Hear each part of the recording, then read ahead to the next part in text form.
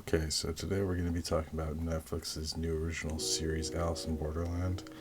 It was based off of a weekly Shonen Sunday from April 2015 to 2016. Um, and there were 8 episodes. I just finished watching it, and I do have to say, I am not impressed.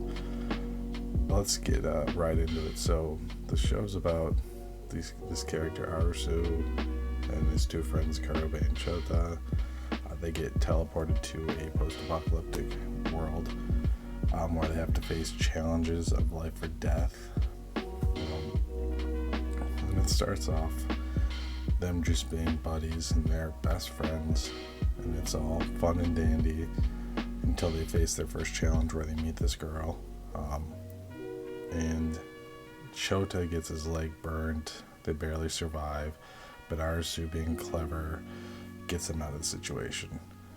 The second episode continues with Arisu and Karube going to an apartment complex. This is where the first real challenge begins, and we meet some of the future characters show up later in the series. Very cool episode, honestly. They get chased around by someone with an Uzi, and they have to find the right door. Pretty interesting stuff. I really enjoyed that episode. And so far, the series is pretty thrilling.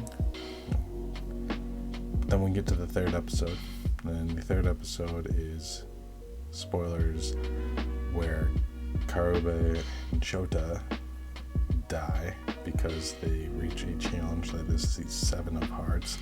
And heart challenges usually mean something deceptive, losing a loved one, something about manipulation. And it was interesting. It was this very heartfelt moment, or at least it's supposed to be, but because it's episode 3, you don't really get much time to become attached to the characters. It's kind of like a Ned Stark syndrome, only we had a lot longer to get attached to that character.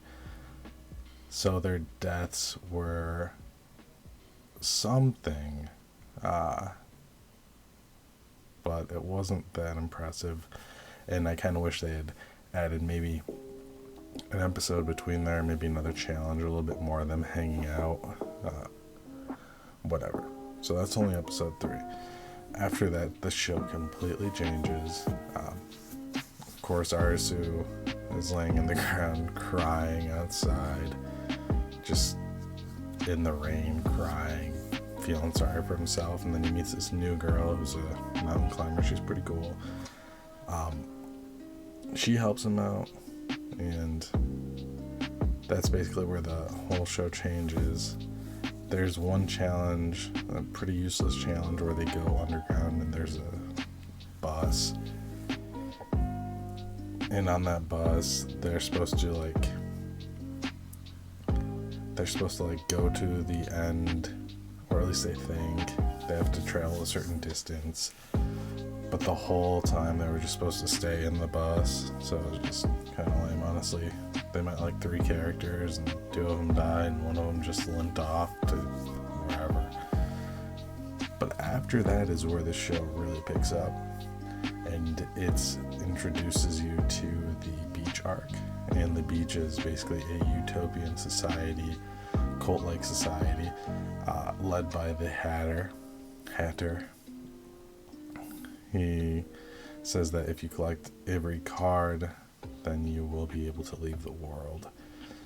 And his whole thing is that he has this cult-like society where he grabs everyone's cards. And it's a pretty interesting concept because it's kind of like this collective, everyone's just partying the whole time. And honestly, at first it didn't really feel that bad. You know, I was like, well, would you rather be partying all the time and getting all the help you need on these challenges, or would you rather be like living off rabbit stew and just almost dying every 3 days? So it's kind of a trade-off. I don't know, it wasn't that bad. Obviously, they had to do the thing where he goes crazy, and there weren't really any challenges for like 4 episodes. a lot of just backstabbing, nothing really happening. That's what I could say from what I remember. Just nothing really happened other than people talking. So then it gets to episode 7, and the final challenge of the season begins, where it's a witch hunt. They find a dead girl in the building after Hatter gets assassinated. So blah blah blah. It's kind of lame. No one really cares, honestly. So this girl dies in the building, and this is when the real cool shit happens. This is where they start gunning down everyone, and you're like, what the fuck is happening? And it's pretty brutal. It's pretty dope. They just start throwing bodies onto the fire, and you're like, whoa, this is wild. This whole time, by the way, Arisu is tied up, so like he's not doing shit for like 2 episodes. While this guy Nagiri is just gunning down, this crazy guy Nagiri is just gunning down everyone, and he's just acting crazy, and it's pretty intense. So all that was fine and dandy until the payoff, which just made me cringe. Okay, so the Hatter's friend is the guy who's in charge of the military unit, and he had to kill him, and they were like best friends, blah blah blah, no one cares.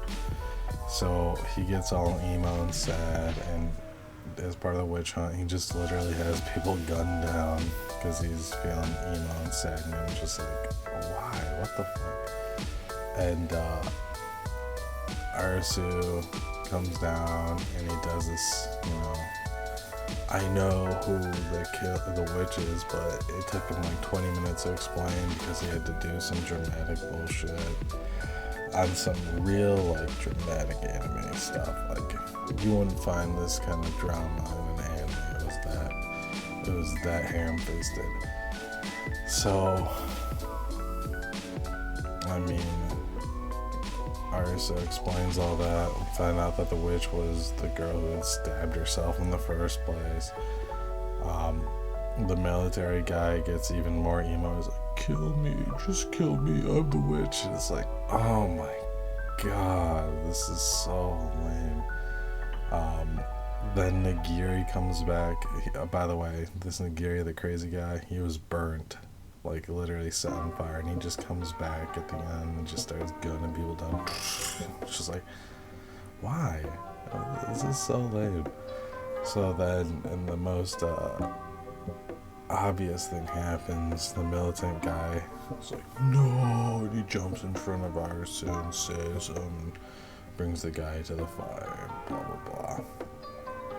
And it's about as far as I got. I'm about to finish the ending, but it just doesn't even matter. It just got way too cringy at the end, man. I don't know. The show, it was pretty promising at first. It was basically just like a live action anime, which it is, based off of Shonen Sunday Weekly. Pretty graphic, so that was kind of cool. Something a little different, but the challenges, I would say, the strong things about this are the challenges were pretty cool. Some of the characters were pretty interesting. The blonde-haired guy is pretty cool. I still don't know anyone's motives.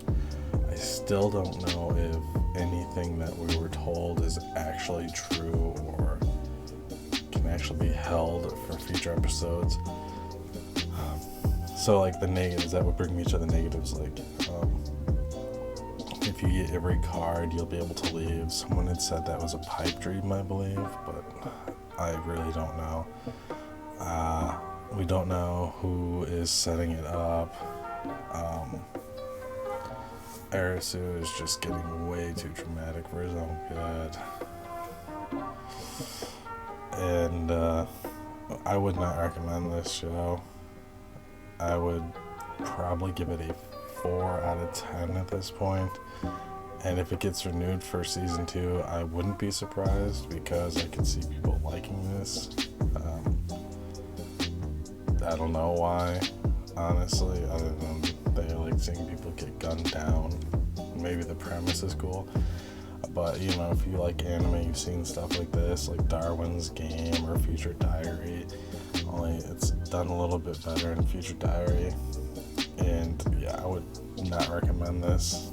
If you guys have any differences, please let me know if there's anything good to take out of it. And have a good one.